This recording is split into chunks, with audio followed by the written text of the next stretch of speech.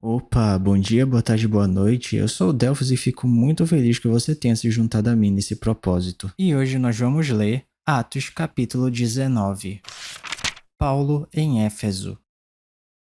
Enquanto Apolo estava em Corinto, Paulo, atravessando as regiões altas, chegou a Éfeso. Ali encontrou alguns discípulos e lhes perguntou: Vocês receberam o Espírito Santo quando creram? Eles responderam: Não, nem sequer ouvimos que existe o Espírito Santo. Então, que batismo vocês receberam? Perguntou Paulo. O batismo de João, responderam eles. Disse Paulo: O batismo de João foi um batismo de arrependimento. Ele dizia ao povo que cresce naquele que viria depois dele, isto é, em Jesus. Ouvindo isso, eles foram batizados no nome do Senhor Jesus. Quando Paulo lhes impôs as mãos, veio sobre eles o Espírito Santo, e começaram a falar em línguas e a profetizar. Eram ao todo uns 12 homens. Paulo entrou na sinagoga e ali falou com liberdade durante 3 meses, argumentando convincentemente acerca do reino de Deus, mas alguns deles se endureceram e se recusaram a crer, e começaram a falar mal do caminho diante da multidão.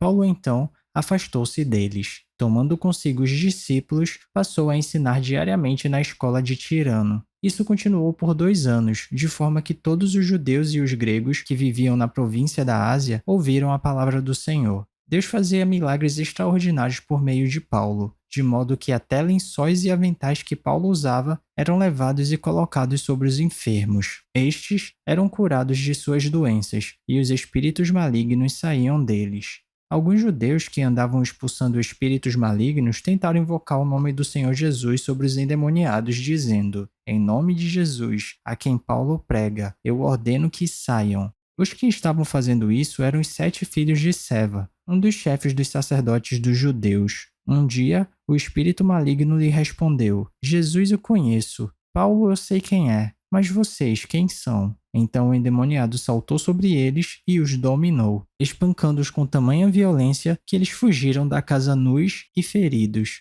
Quando isso se tornou conhecido de todos os judeus e gregos que viviam em Éfeso, todos eles foram tomados de temor, e o nome do Senhor Jesus era engrandecido. Muitos dos que creram vinham e confessavam, e declaravam abertamente suas más obras. Grande número dos que tinham praticado o ocultismo reuniram seus livros e os queimaram publicamente. Calculando o valor total, este chegou a 50.000 dracmas. Dessa maneira, a palavra do Senhor muito se difundia e se fortalecia.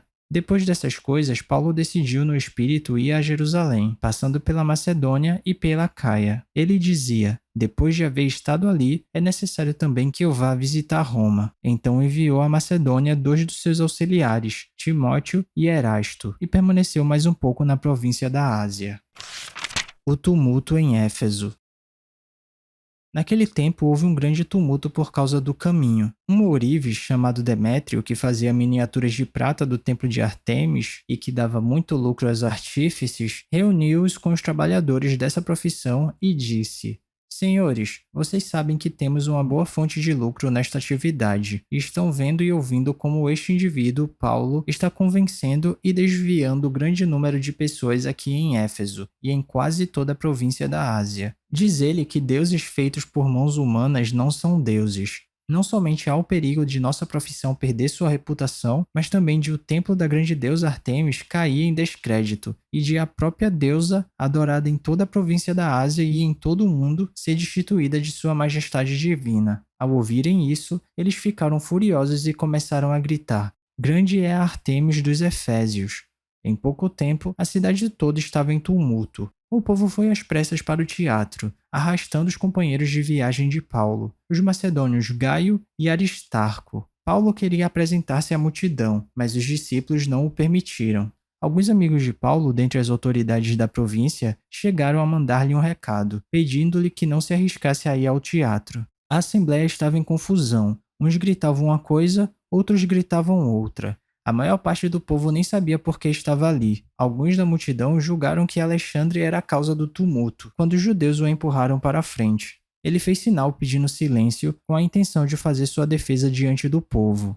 Mas quando ficaram sabendo que ele era judeu, todos gritaram a uma só voz durante cerca de 2 horas: Grande é a Ártemis dos Efésios! O escrivão da cidade acalmou a multidão dizendo: Efésios. Quem não sabe que a cidade de Éfeso é a guardiã do templo da grande Ártemis e da sua imagem que caiu do céu? Portanto, visto que estes fatos são inegáveis, acalmem-se e não façam nada precipitadamente. Vocês trouxeram estes homens aqui, embora eles não tenham roubado templos nem blasfemado contra nossa deusa. Se Demétrio e seus companheiros de profissão têm alguma queixa contra alguém, os tribunais estão abertos e há procônsules. Eles que apresentem suas queixas ali. Se há mais alguma coisa que vocês desejam apresentar, isso será decidido em assembleia conforme a lei. Da maneira como está, corremos o perigo de sermos acusados de perturbar a ordem pública por causa dos acontecimentos de hoje. Nesse caso, não seríamos capazes de justificar este tumulto, visto que não há razão para tal. E tendo dito isso, encerrou a assembleia.